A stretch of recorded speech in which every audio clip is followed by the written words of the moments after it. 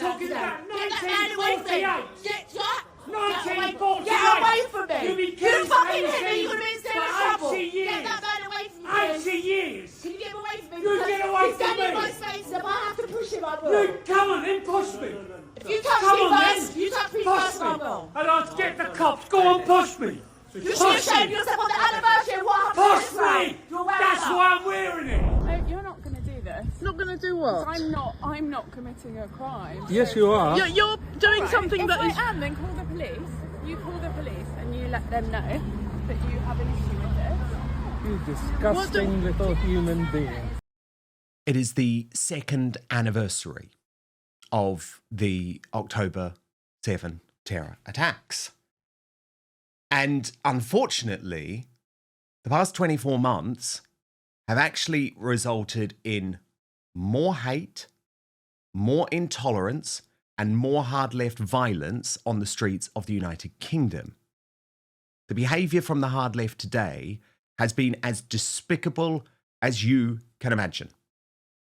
Like Liverpool University deciding to host a Palestinian bake sale to celebrate the fact, as Nicole Lampert put it, the fact that there was a Hamas massacre which killed 1,200 people, mainly civilians, and saw a further 250 taken hostage.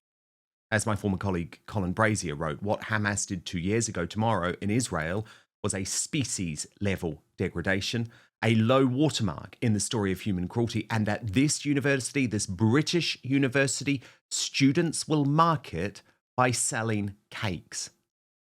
But this is something that's now in our face all the time, right? If you do not sign up to the hard left messaging around a genocide in Palestine, you are going to be targeted, including, by the way, Paula London. Now, do you remember Paula London? She is a right-wing commentator. She has appeared here on Outspoken before, a regular on GB News, who posted this very shocking encounter at her own gym today. Watch this. I'm trying to have a nice workout in the gym, and this anti-Semitic man is being very rude to me. You should be ashamed of yourself. You should be ashamed of yourself. Today is the anniversary. You're an old man. You should be better. This is October 7th, the anniversary of what happened. You should be ashamed of yourself. You shouldn't be wearing that here. 60,000 you slaughtered. How? 60,000. No, that is called in relation to what happened on October the 7th. Bollocks. Shame on you for I'm wearing that talking today. about Get that man away from me. 1948. Get what? 1948. Get away from me. You fucking hit me. You're going to be in serious trouble. 80 years. Get that man away from me. 80 years. Can you get him away from me? You get away he's from standing in me. my space. If I have to push him, I will. You come on then, push me. If you touch Come me on, first, then. you touch me Push first, me. I will. And I'll get the cops. Go on, push me. You should have shamed yourself on the anniversary of what happened Push this round. me. You're wearing That's that. why I'm wearing it. How dare you? How dare you? How dare you? Give the Palestinians a break. How dare... Give them a break. Yes. Did you see what they did? Did on you October see what the they're 7th? doing now? Shut up. You silly You should be cow. ashamed of yourself, and it's against the You law. silly It's cow. against the law. It Okay? is not. To support Hamas. I'm allowed to buy It's opinion. against the law to support I didn't Hamas. say. Just imagine doing that on the anniversary of a terror attack. And I can understand why Paula London was so outraged by that. And good on her, by the way. Good on her for just going for it. And what about this woman in London who it turns out, by the way, we've just learned is a PhD student called Nadia Yalhom, who is married to a Palestinian actor. What about this cretinous woman cutting down the ribbons? Now, remember, these ribbons simply mark the hostages taken by Hamas. They are not political in any way. Watch. Can you believe that more than half of you are watching this video but not subscribed? So please do me a huge favor. Click the subscribe button now. Turn on the notification bell so you'll be alerted to all of our brand new Outspoken videos. Video people. What's your name? What's your name? Feel so proud of yourself. What's your name? No, you're not going to do this. Not going to do what? I'm not committing a crime. Yes, you are. You're doing something if that I is... am, then call the police. You call the police and you let them know that you have an issue with this. You disgusting little human being. You're disgusting. I think condoning a genocide is disgusting. Oh yeah, so we support genocide. Oh yes. And so, Yeah, sure. Because that's what this is. No, it's not. what? Ribbons for people who have been imprisoned, abducted, yeah, we're going to show the world what you're doing. You're going to be famous. Yeah, you would love that. I'm a That's why you're doing journalist. it. I work for a national newspaper. This is going straight to the Daily Telegraph. Well, she is famous now. There she is, unmasked PhD student who cut Israeli hostage ribbons is married to Palestinian actor, as Starmer condemns the October the 7th protests. The woman captured cutting down yellow ribbons for Israeli hostages from a memorial in London is married to a Palestinian actor. Nadia Yalhom, who lives in North London, used scissors to brazenly snip the memorial bands. She declared that the ribbons were declaring genocide.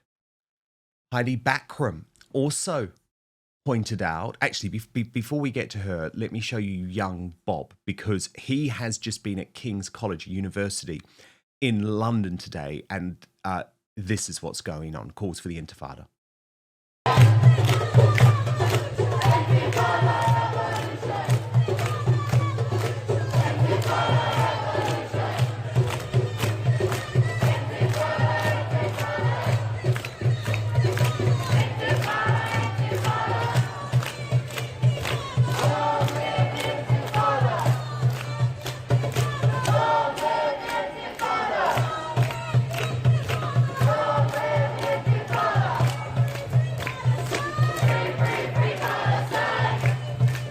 Just a further strain on the taxpayer here. We've got several territorial support unit vehicles in protecting the student union walkouts, and there's a lot of them. There's always a disproportionate amount of them here just because the media coverage is so high. So these student union hippies are costing the taxpayer a lot of money. On the anniversary of October 7th, the student unions across London have decided to do a march out. Now, for me, it just seems like a bunch of temper tantrums, you know, toys being chucked out of the pram because they're not the centre of attention today.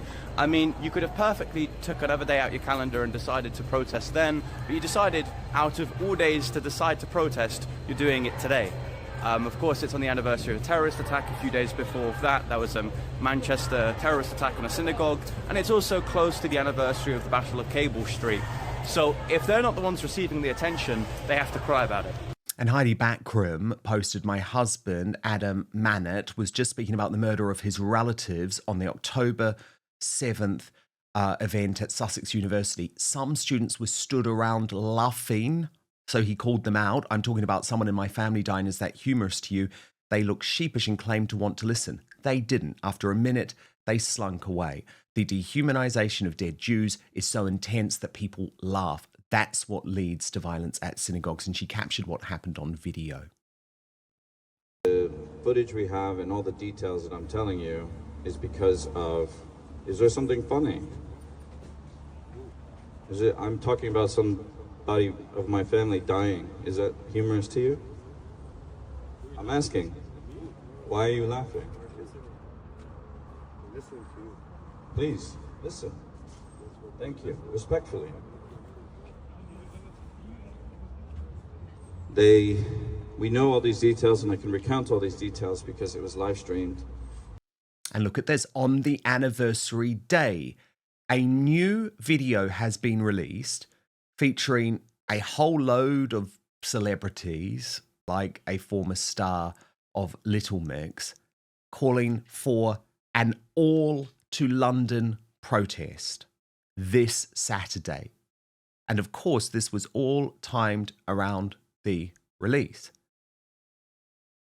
At the same time, are we really meant to trust our Home Secretary that she's trying to get a handle on the hate which is sweeping our country on a now almost daily basis? As Chris Rose pointed out, the Home Secretary Shabana Mahmood has no issue labelling right-wingers as divisive. Here she is, helping to stoke the very division she now claims to be against. How can anyone, Jewish or not, trust someone like this to protect them? An awful and tone-deaf appointment. Well, I don't trust her. I don't trust her. And I do want to remind everyone what our Home Secretary really is. She is this woman. But first, you know how often I talk about the need for free speech to be protected, but I've been increasingly thinking of the need too for personal protection from snoopers, from bad actors, from hackers, all online. And I'm delighted to tell you I've found the fail-safe solution. And this virtual private network, or VPN, is a life changer when it comes to providing you entertainment and information from anywhere in the world, wherever you are. So I want to introduce you to Surfshark, an incredible, easy-to-use service that encrypts all your internet traffic, meaning your online activities stay safe so you can shop, you can stream, you can browse, you can conduct your banking in complete privacy online. But the benefits of Surfshark go way beyond keeping you safe. It also allows you to access your favorite entertainment and news shows and international streaming services like Hulu, iPlayer, HBO Max, Peacock, Netflix, Amazon Prime, Disney Plus, and if your favorite shows are geo-blocked, within seconds you can be watching as if you're in another country. Really helpful, by the way, for traveling for work or on holiday. I did this recently when I went to Barbados. I could still get all of my favorite content from home using Surfshark, including sports. Plus, it's an insurance policy against creeping censorship in so many countries which do block particular services like Rumble, for example. What Surfshark allows you to do is watch anything, anytime, anywhere. True freedom. Plus, and I didn't know this, a VPN can save you money, because you can get the best deals from websites that actually change their prices depending on which part of the world you are buying from. You can use Surfshark on unlimited devices, meaning your entire household can stay safe with just one subscription. And there are over 3,200 servers in over 100 countries, meaning a world of choice is at your fingertips with 24/7 customer service if this is your first time using a VPN. So go to surfshark.com/outspoken for an extra 4 months of Surfshark at an unbeatable price. And this is super important. Surfshark is so confident that it is the best VPN in the world that you can give it a try for a full 30 days. And if you're not entirely satisfied, you will get your money back. So go to surfshark.com/outspoken right now for an extra 4 months of Surfshark at an unbeatable price. But now, back to the show. Many of the MPs, particularly on the government benches, had to stand up and say, I have received many emails from my constituents about this issue. So please keep up the pressure on your members of parliament. Go to their advice surgeries. Take 20 people with you and ask them to justify their views on Palestine and on Gaza. And if they say they support Gaza and support the plight of the Palestinians, ask them to evidence it and to take some action to show solidarity. That's how we can make a difference, because Israel's actions, its killing of children, its bombing of schools and hospitals, must be condemned without equivocation. We know what they've done is wrong. If David Cameron fails to speak out, that is a moral outrage. He may stay silent, but we will never stay silent. So let out an almighty roar and tell this government we will not stay silent until the Palestinians are free! We cannot trust her. It's all crocodile tears. It is all talk. To my superstar panel, Peter McElvenna of Hearts of Oak and Alan Miller of the Together Declaration. Alan, look, we are free speech absolutists, right? So they can do this, but what they have also done is reveal their true evil. Well, concepts are good. So there's so much in your show, Dan, that's so important. And I think we're at a very critical juncture here. And I think that it's very clear across the board that ideas that have been in the ascendancy and have become popularized are partly responsible for suffocating what has been best in Britain, right? And I suppose the question about evil is one thing. I think the question about what we've seen in our streets in the last couple of years, and the fact that people have been afraid to deal and tackle with things like the rape gangs and many other issues for fear of being called racist or to address issues, and the fact that the Labour Party, this government, is playing around with the idea of creating an Islamophobia law. All of these things are deeply concerning. But it's also the fact that we've got some people, like in the tragedy of Charlie Kirk, who we should remind ourselves wanted everyone to speak freely, that in the reaction, in the horrible disgusting, you could call them evil reactions to Charlie Kirk, who were celebrating Yeah. that. Like Well, I think people it who are, is. I think can it I is, just finish? This Alan. point's important, Dan. Yes. Like the people who are celebrating and saying they'd like to see more of the October 7th and a continuation of that.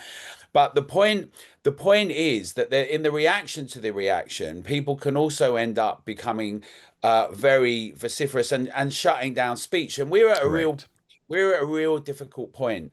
And I think that the way that we celebrate and shine and show freedom is to uphold it. And then say, if people are actually going to go beyond speaking or there's very clear rules about incitement, but we're seeing more laws being made. We're seeing protests being outlawed. That will be on all sides. 1 minute it will be one group. The next minute it will be farmers. The next minute it will be your show and us. And that we have to uphold and defend. We have a duty to do all the people that died for our freedom, for our ability to protest peacefully, not with violence, for our ability to address these issues. And that in the reaction and the emotion that I understand, right, that is coming up from people, but we run the risk that, like, not on all, let's call it, lots of different people are calling for people to be silenced and shut down or go after them. And I think that we have to be very measured in this, and we have to be robust. And it's not that we're being woolly or liberal or whatever the term wants to be. It's actually very difficult to be a free speech absolutist and argue that we are adults and we must hear these things and see these things.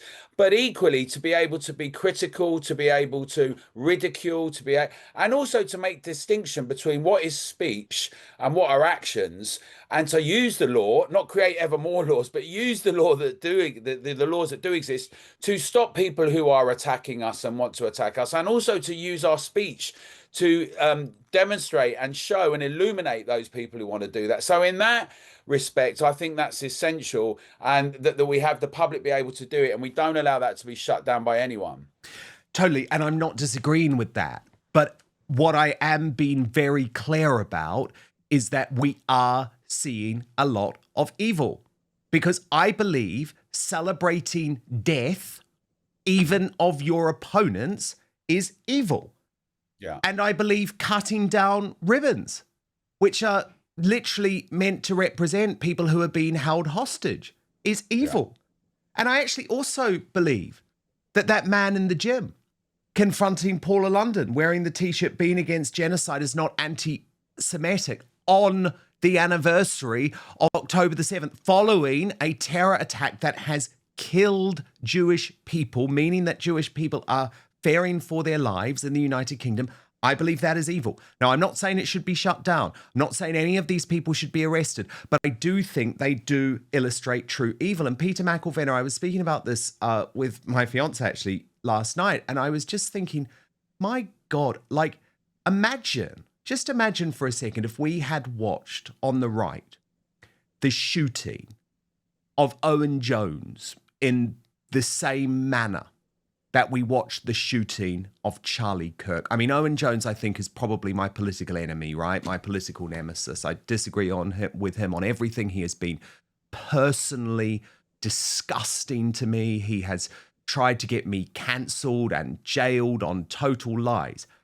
I'm sorry, I would be utterly sickened. I would be horrified. I would be distraught if I saw that type of political violence against him. The left are celebrating, are cheering, are clapping. Like, let's call out the evil. Let's not lock them up for their speech, but let's call out and expose the evil, because it is an evil. And it is an evil, by the way, that is bringing violence to the streets of the United Kingdom. No, I agree. And it really does show the left have lost the argument, because Charlie Kirk was all about debate, discussion, inviting you, giving your point of view. That's what he is about. And the left had no response to that, because they are devoid of any truth. And therefore, the only way to combat someone who engages with conversation that speaks truth is to remove them. And that's what they did. The same issue we have that happened 2 years ago. I grew up in Northern Ireland, being Northern Irish, grew up there, grew up in the Troubles. Over 25 years, there were maybe 3,000 people who died. Then I think of the 7th of October, 1,200 on one day. 40% of all of the deaths in 25 years in Northern Ireland happened on a single day. And that really blows me away, that level of violence, that level of loss. How do you respond to that as a society? And Israel have responded by saying, we are going to remove Hamas and we will do what has to be done. And then the world waves their arms and says, oh, no, you cannot do that. You cannot do that. Well, tell Israel what it should do whenever your neighbor wants your annihilation. And remember, Hamas means Islamic Resistance Movement.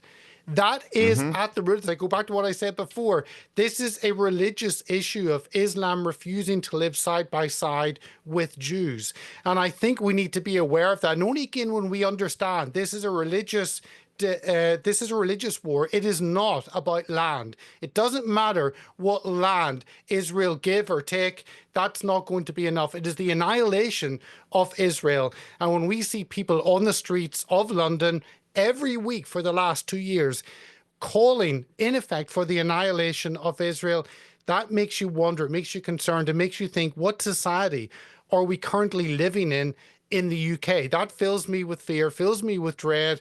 And that's why, although I may have many issues with Russell Brand, we need voices that are speaking up, that engage with people, that call them to the table of debate. And only then can we find a way past it. Absolutely. And by the way, that's not me saying, oh, Russell Brand should be cancelled, Tucker Carlson should be cancelled, Candace Owens should be cancelled. No, absolutely not. Let's have the debate. Completely. Let's have the debate. There's a lot of debate to be had about the Middle East and Israel. But I think we've also got to call out evil when we see it. And I have seen a lot of it over the past 2 years. Thank you so much for watching Dan Wootton Outspoken. Please click on my face just to the bottom left to subscribe to this brand new independent news source and turn on the notification bell so you'll be alerted to our brand new live shows, uncancelled interviews, and special royal episodes. Outspoken is also now available as a podcast, so you can listen to the show every weekday on the go, wherever you are.